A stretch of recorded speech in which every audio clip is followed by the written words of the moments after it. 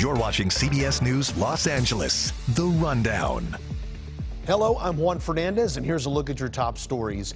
2 people are recovering in Azusa after being mauled by a group of dogs. KCAL News reporter Jasmine Viel has the latest.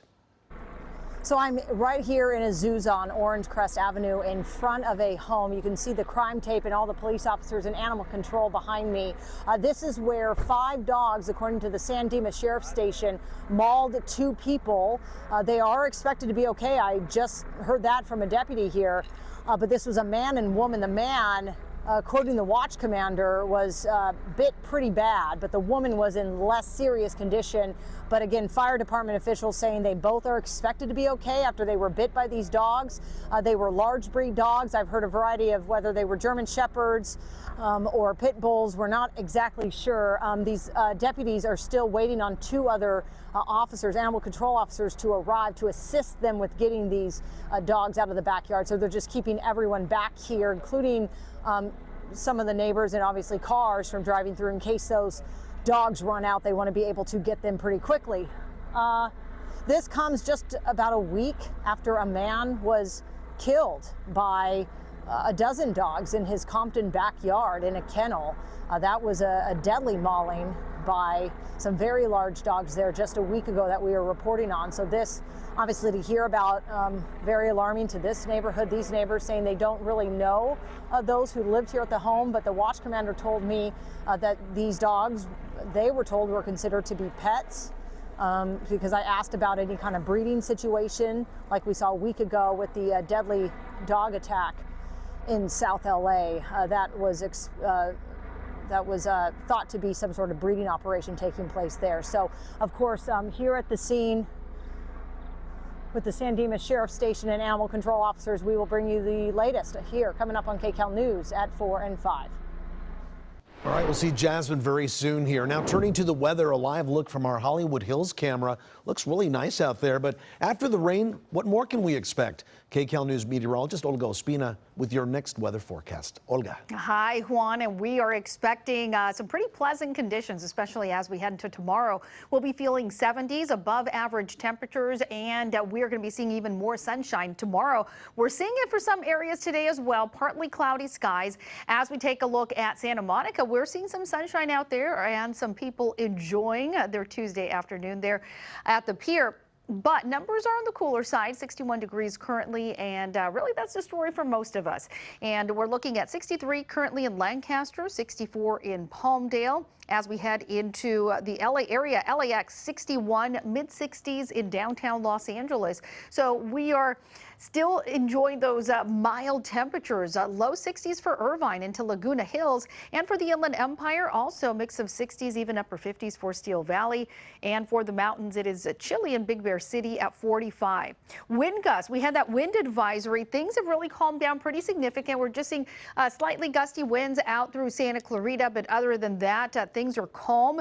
And take a look at early tomorrow morning. Most of us waking up to some clear skies. And again, we'll see some sunshine by the afternoon for all of us. Temperatures well into the 70s, even some inland spots into the mid 70s tomorrow afternoon. So it's going to be a nice one. But rain chances will start to increase as we head into the weekend. I'm tracking another storm. This one's going to be a colder one. So low elevation snow, some of those mountain passes will be impacted.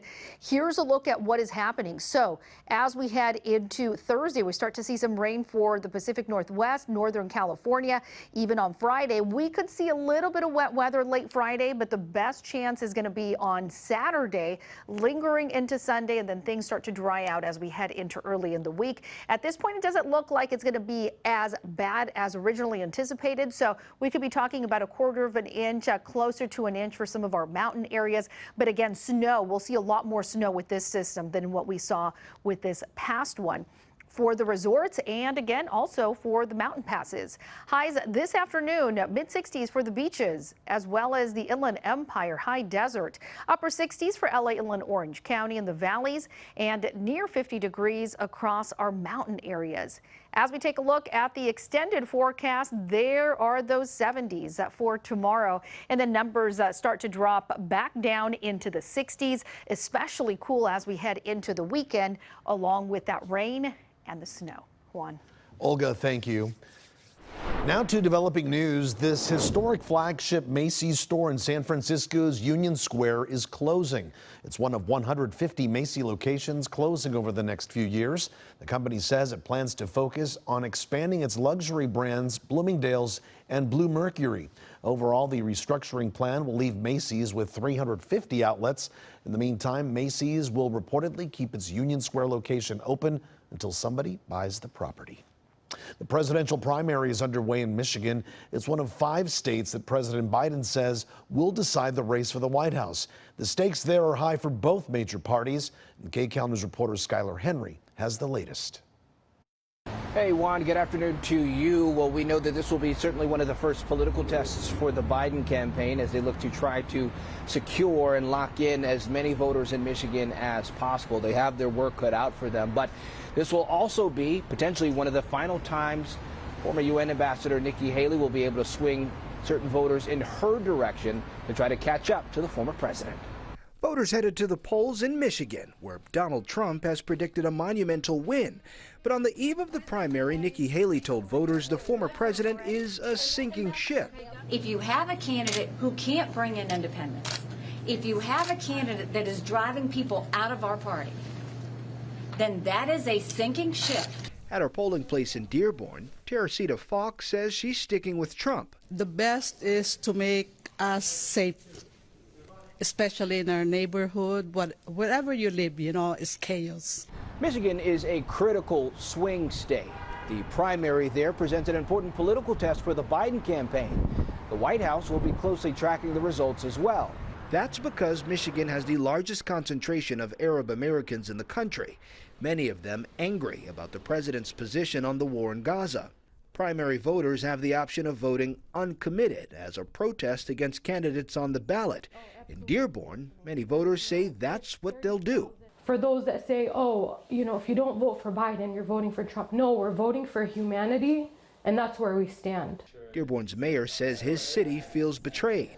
You know, in 2020, we were promised a president who was going to bring decency back to the White House, who led with humanity. And what we found since the events unfolded on October 7th is anything but. Free Palestine! The Biden campaign says the president is taking those protests seriously. They're hoping for a decisive win before heading into next week's Super Tuesday contests.